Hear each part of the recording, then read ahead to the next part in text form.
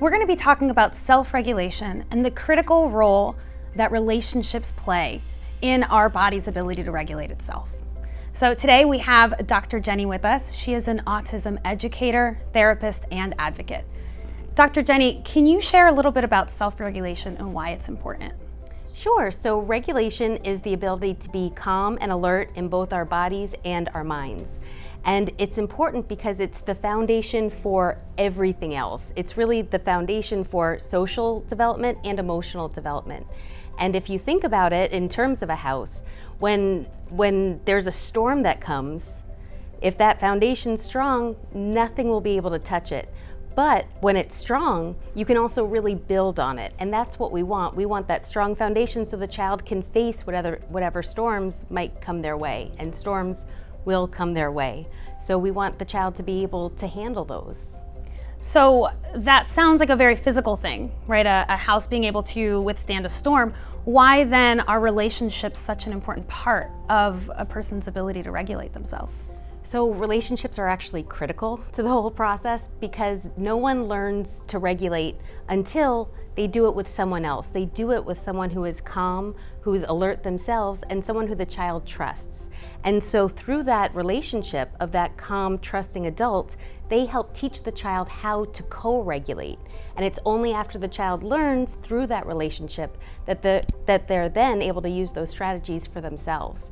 And that's the ultimate goal. We want the child to be able to self-regulate so that when there is that storm, they'll be able to handle whatever's happening, whether it's emotional, whether it's physical. We want them to be prepared to handle all of that by themselves.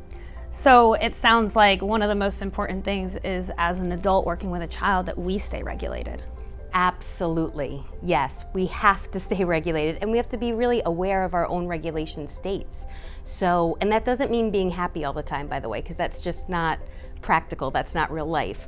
But it's being able to feel all the feelings while also being calm and alert. And actually a great way to do that is if you're feeling a feeling, just to say it. Say it out loud or say it quietly. And it just helps you name that feeling. And when you name it, you sort of tame it. So it helps you to process what's going on. Love that. So within the case of trauma, right, for kids, we work a lot with children who've experienced trauma. We find that our kids often stay in this state of fight, flight, or freeze. So is that an example of dysregulation? Absolutely, absolutely. And actually I have an example, if it's okay to share, that I heard from a parent the other day. She was explaining the first time she took her son to a haunted house. And he was kind of excited to do it, but he's also very scared of sounds. She wasn't sure how he was gonna do with the whole thing. So they get up to the haunted house and she looks down at him and he is terrified. And she can tell he's about to have a huge meltdown, either fight, flight, or freeze. So something was about to happen. And she said, you know, then I just put on my co-regulator hat and I got right in front of him and we, eye to eye, I told him, look, I know this is scary and this is different, but it's also pretend. And so if it gets scary at any time, if at any point you wanna leave, just say the word and we can go. But if you wanna go in, I will hold your hand and we can do it together.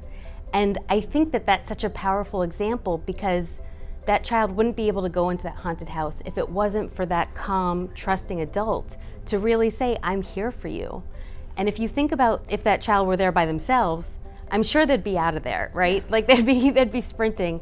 Or if they're there with, you know, another adult who, if their initial reaction is, ah, you know, the child would immediately, mirror that affect, that emotion. And it's through the relationships that we are able to be calm and to learn how to handle situations like that. And I know that's a bit extreme, a haunted house, but you know, if you've never been to one,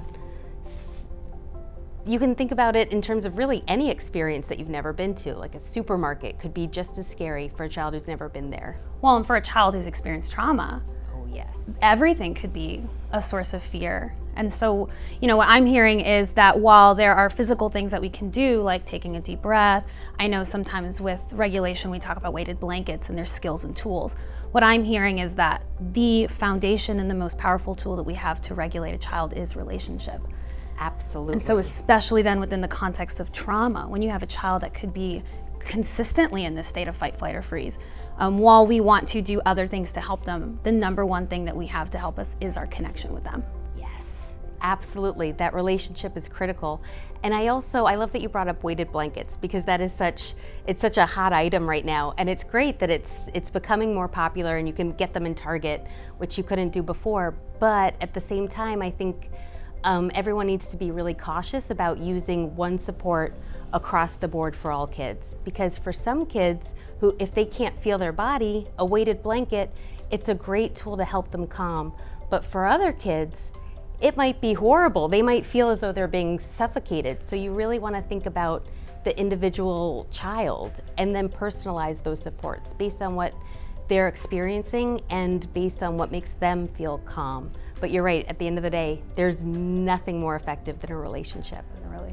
And even in seeing what works, it's that connection that you know your child. And so we challenge you families to lean into relationship and connection for regulation. That is the number one way to support your child. There are other things to do, and those things can be learned and can be researched, and we encourage you to connect with other specialists and occupational therapists as well. But the number one first thing is to connect and use the power of your relationship with them in order to help them regulate.